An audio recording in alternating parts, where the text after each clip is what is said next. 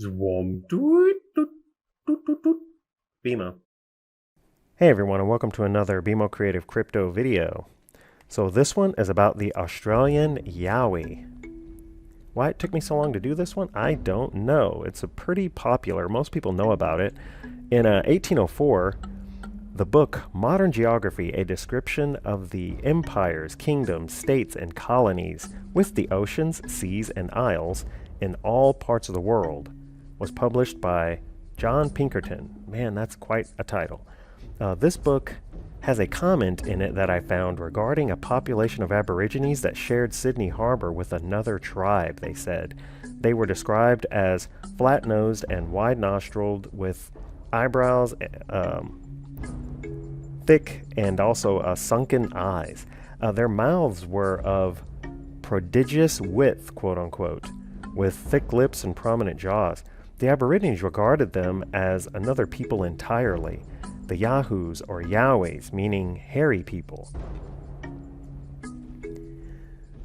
The Kukuyalanji tribe of tropical North Queensland, Australia, claimed to have coexisted with the Yowie for centuries and have a long and detailed history, including attacks from them in their myths and legends and stories.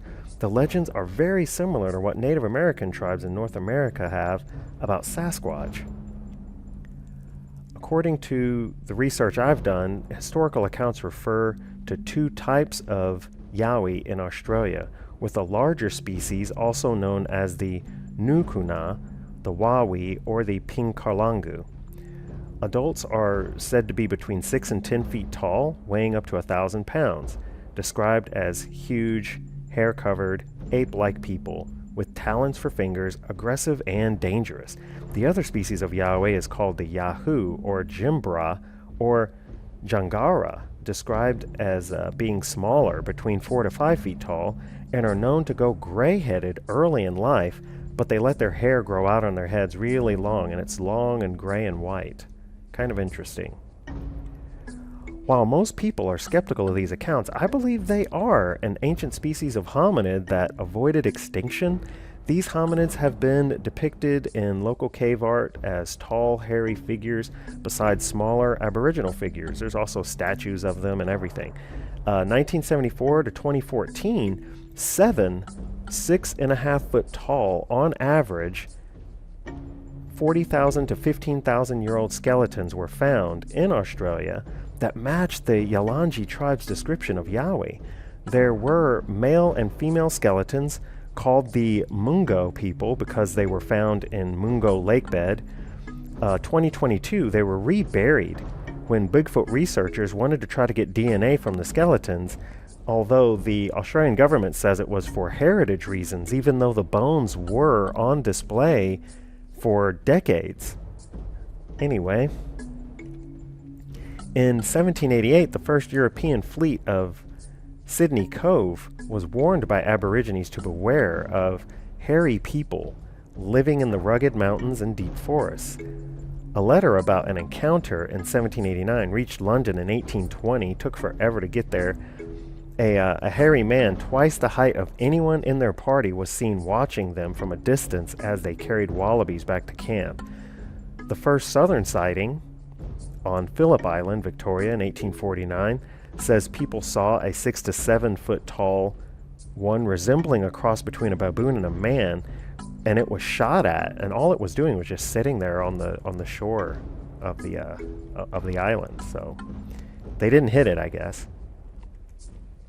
1936, at an isolated loggers camp in Bartlow, located in the Snowy Mountains of New South Wales, 279 miles southwest of Sydney, one of a series of images taken by Rich Jones shows a large creature sitting with his hands in his lap behind two men on a wooden log. It's one of the strangest pictures I've ever seen. I couldn't find whether or not they knew the thing was sitting there, or if it was a thing sitting there and it's not just, I don't know, the shading messing with you. It's just like photos were real bad back then. Today, sightings of the Yowie take place mostly in the southern and central coastal regions of New South Wales and Queensland Gold Coast. And the Blue Mountain area just outside Sydney is also a hotspot for some reason. Over 3,000 cases since 1970. Like the one in December 1979, a local couple, Leo and Patricia George, came across a mutilated kangaroo and a creature that they say stood 10 feet tall, covered with hair, about 40 feet away from them, and it stopped, looked back at them, and then turned and went into the brush. In 2006, a book was published with everything there is to know on the subject entitled The Yowie, In Search of Australia's Bigfoot, by authors Tony Healy and Paul Cropper. Healy and Cropper wrote this whole thick book, and still, they don't even believe in it. They don't even believe that there's anything out there like this, and they say that there's still little evidence to support the existence of them. So it's so strange that they did this whole book about it, and they don't even think they exist. Kind of strange.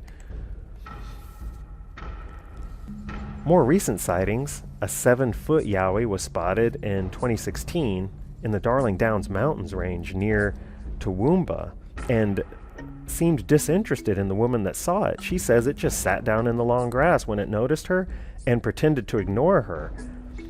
Then in Ipswich, Yowie may have made it in a video that I did not get permission to use, because the guy just videos birds and he didn't want attention to his channel for a Yowie.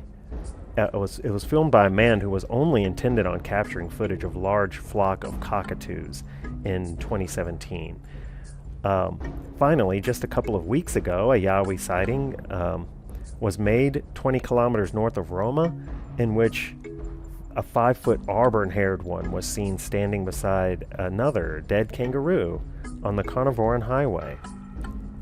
So strange that people see these things and don't get pictures or video or anything.